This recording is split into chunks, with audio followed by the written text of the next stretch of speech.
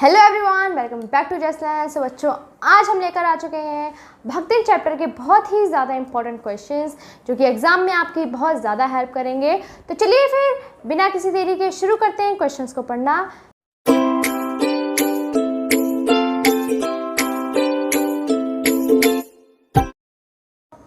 तो चलिए फिर देखते हैं कि पहला क्वेश्चन क्या कहता है। पहला क्वेश्चन कहता है, भक्तिन अपना वास्तविक नाम लोगों से क्यों छुपाती थी? भक्तिन को यह नाम किसने और क्यों दिया होगा?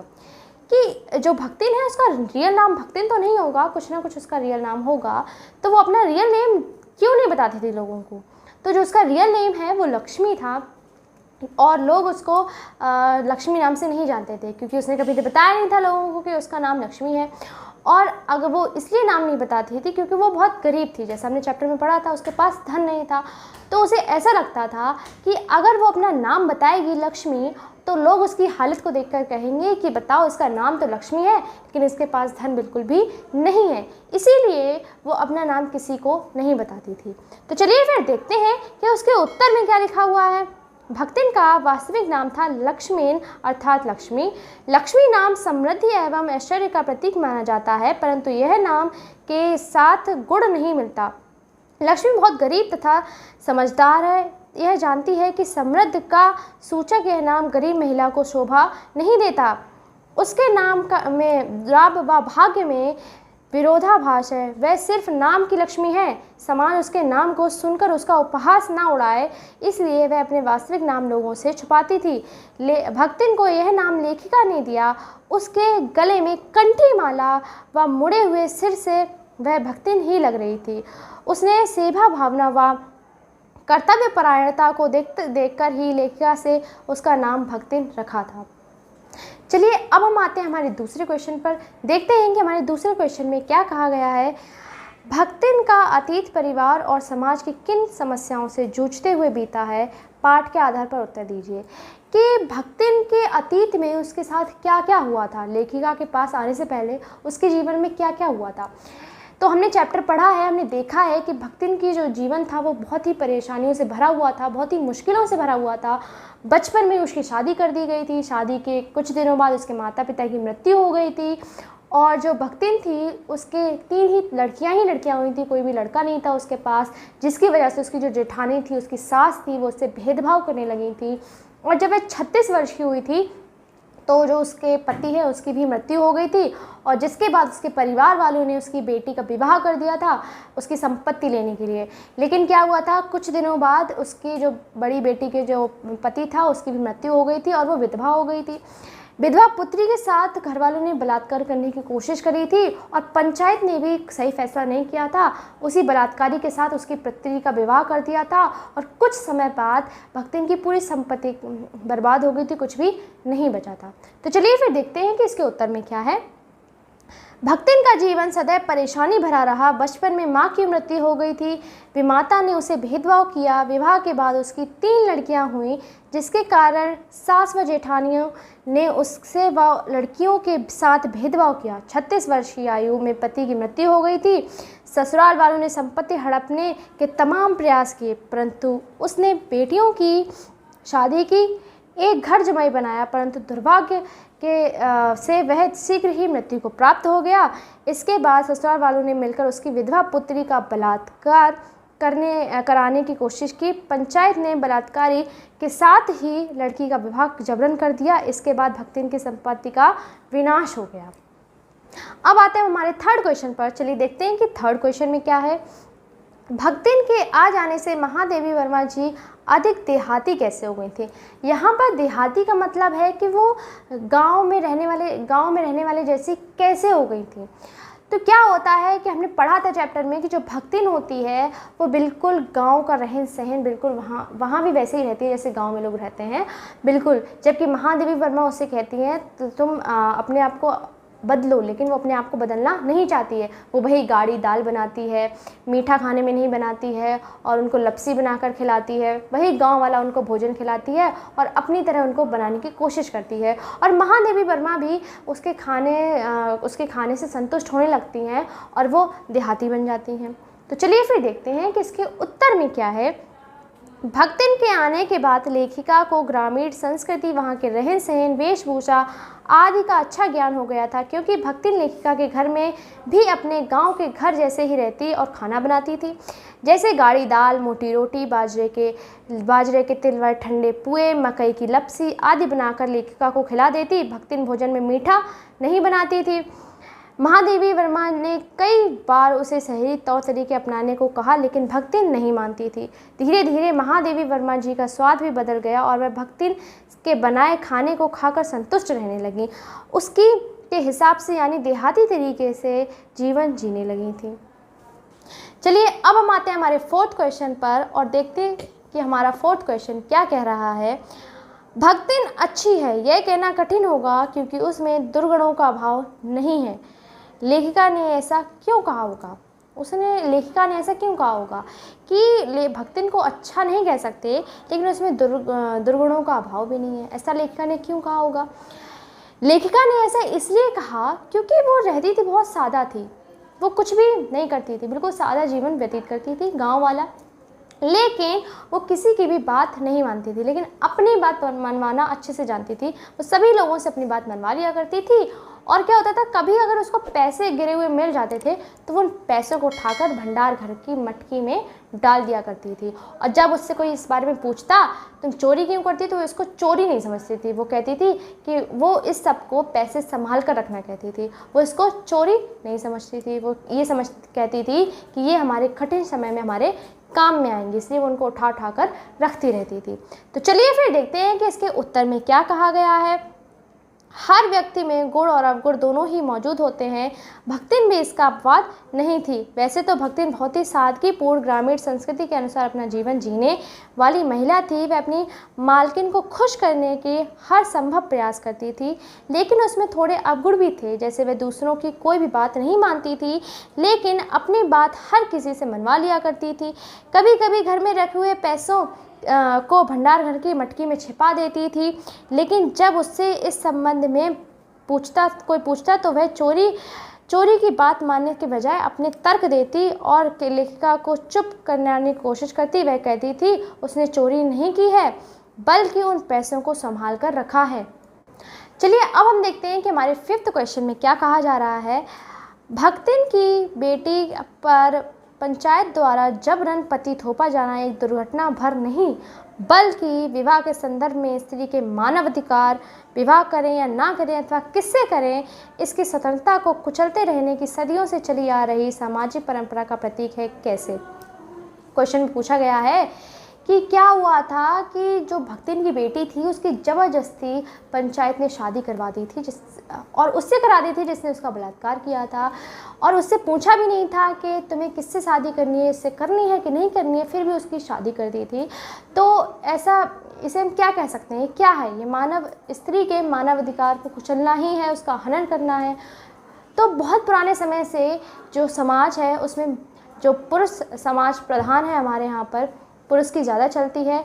वैसे आज भी स्त्रियों का जो मानवाधिकार है उसका हनन होता है। तो आज भी बहुत सारी स्त्रियां ऐसी हैं जिनसे नहीं पूछा जाता है कि उनको शादी करनी है या नहीं करनी है, कुछ भी उनसे नहीं पूछा जाता है। बड़े बुजुर्ग जिससे उनकी शादी करवाना चाहते हैं उनसे शादी करवा सकते हैं। जबकि आज इस समय में ज़्यादा से ज़्यादा महिलाएं शिक्षित हैं, उसके बाद भी क्या होता है कि उनकी नहीं चलती है और वो भी इसमें फंस जाती हैं और वो भी ऐसा ही जीवन व्यतीत करती हैं जैसा कि भक्तिन की बेटी के साथ हुआ था। तो चलिए फिर देखते हैं कि उत्तर में क्या बताया गया है। प्राचीन काल से ही भारतीय समाज एक पुरुष प्रधान समाज है, जहां महिलाओं को दूसरे दर्जे का नागरिक समझा जाता है और उनकी इच्छा और अनिच्छा को कोई महत्व नहीं दिया जाता है। घर के बड़े बुजुर्ग, खासकर पुरुष सदस्यों की इच्छा के अनुसार ही महिलाओं को अपना जीवन जीना पड़ता है। न सिर्फ शादी बल्कि जीवन के हर फैसले में महिला के मानवाधिकारों का हनन करने की यह परंपरा हमारे देश में सदियों से चली आ रही है। प्राचीन काल में ही नहीं बल्कि आज भी हमारे देश में महिलाओं को उनके मानवाधिकारों से वंचित रखा गया है। उसके जीवन में संबंधित हर फैसले को आज भी घर के अन्य सदस्य लोगों द्वारा लिया जाता है। समय बदल चुका है, पहले के मुकाबले आज अधिक महिलाएं शिक्षित हैं, फिर भी उनके मानव अधिकारों का हनन होता है। यह सिर्फ अशिक्षित महिलाओं के साथ नहीं होता बल्कि शिक्षित महिलाएं भी इसका शिकार होती हैं। भक्तिन की बेटी के साथ भी यही हुआ था। भक्तिन और उसकी विधवा बेटी की इच्छा ना होते हुए भी उसे उसके तीतरबाज व्यक्ति के सिर्फ इसलिए शादी करनी पड़ी क्योंकि गांव की पंचायत बड़े बुजुर्गों यही चाहते थे। वह भक्तिन की बेटी के मानव अधिकारों का हनन हो रहा था। चलिए अब हम आते हैं हमारे 6th क्वेश्चन में और देखते हैं कि इसमें क्या कहा गया है। भक्तिन के जीवन में आई समस्याओं का चित्रण कीजिए। कि जितना भी हमने चैप्टर पढ़ा है उसमें बताइए कि आपने कौन कौन सी समस्याएं देखी हैं भक्तिन की। तो हमने बहुत सारी समस्याएं देखी हैं, उसे बहुत सारी समस्याओं का सामना करना पड़ा है। जैसे कि जब वो बहुत छोटी थी, बच्ची थी, तभी उसकी शादी कर दी गई थी और शादी के बाद उसके माता पिता की मृत्यु हो गई थी और जिसकी जो खबर थी उसके सास ने उसको दी भी नहीं थी। इसके बाद क्या हुआ था, उसके तीन पुत्रियां ही हुई थी, उसके कोई पुत्र नहीं हुआ था, जिसकी वजह से उसे घर में उसकी जेठानी और उसकी सास के द्वारा धुतकारा जाने लगा था। और कुछ समय बाद जब वो 36 साल की हुई तो उसके पति की मृत्यु हो गई थी और उसका जीवन कटना बहुत ही मुश्किल हो गया था। वो दर दर घूमकर अपना पेट पालने की कोशिश करती थी और उसके बाद भी उसकी जो पुत्री थी उनके साथ भी बहुत गलत हुआ था। तो उसे ऐसे बहुत सारी समस्याओं का सामना करना पड़ा था। तो देखते हैं उत्तर में क्या लिखा हुआ है। भक्तिन अधेड़ उम्र की एक महिला है जो आजीवन अनेक समस्याओं से संघर्ष करती रही। जन्म से लेकर उसका संपूर्ण जीवन अत्यंत कष्टपूर्ण ढंग से व्यतीत हुआ। वह झूसी गांव के एक प्रसिद्ध अहीर सूरमा की इकलौती पुत्री है। उसकी माता का नाम गोपालिका था जो उसे जन्म देकर मृत्यु को प्राप्त हो गई। उसकी विमाता ने उसका पालन पोषण किया और विमाता भक्तिन की अत्यंत ईर्ष्या और घृणा किया करती थी। अतः उसकी कम उम्र में उसकी शादी करवा दी गई थी। ससुराल जाने के उपरांत भक्तिन के पिता का देहांत हो गया, लेकिन इसकी विमाता ने उसके पिता की मृत्यु का दुख समाचार इसलिए नहीं भेजा क्योंकि वह अपने पिता से अगाम प्रेम करती थी तथा विमाता को संपत्ति के चले जाने का भी डर था। पिता की मृत्यु के काफ़ी दिनों बाद उसके ससुराल समाचार भिजवाया, लेकिन वहाँ भी इसकी सास ने इसको नहीं बताया क्योंकि सास अपने घर में किसी का रोना अशुभ मानती थी। तत्पश्चात भक्तिन ने 2 कन्याओं को जन्म दिया, लेकिन जीवन के दूसरे परिच्छेद में भी भक्तिन को अनेक समस्याओं और दुखों का सामना करना पड़ा था। चलिए अब हम देखते हैं कि हमारे 7th क्वेश्चन में क्या कहा गया है। लेखिका ने भक्तिन के सेवक धर्म की तुलना किससे की है और क्यों। लेखिका ने जो उसका सेवक धर्म है भक्तिन का उसका कंपैरिजन किससे किया है और क्यों किया है। जो लेखिका है उसने उसके सेवक धर्म का जो उसका सेवक धर्म है उसको हनुमान जी से कंपेयर किया है, क्योंकि हनुमान जी भी जो राम जी के बहुत बड़े भक्त थे, उनका कोई भी कहना टालते नहीं थे, उनको हर तरह से खुश करने की कोशिश किया करते थे। ऐसे ही भक्तिन भी थी, वो हर तरह से लेखिका को खुश करना चाहती थी और खुश रखना चाहती थी। तो चलिए देखते हैं उत्तर में क्या है। लेखिका ने भक्तिन के सेवक धर्म की तुलना हनुमान जी से की है। ये इसलिए की है क्योंकि जिस प्रकार हनुमान अपने प्रभु राम की तन मन और पूर्ण निष्ठा से सेवा किया करते थे, ठीक उसी प्रकार भक्तिन अपनी मालकिन लेखिका की सेवा करती है। वह उनके प्रति पूर्ण समर्पण भाव से सेवा भाव रखती है। चलिए अब हम आते हैं हमारे 8th क्वेश्चन में और देखते हैं कि उसमें क्या लिखा हुआ है। भक्तिन ने अपना वास्तविक नाम कब और किसे बताया और उसने क्या प्रार्थना की। जो भक्तिन है आखिरकार उसका असली नाम कब सामने आया और उसने किसको बताया।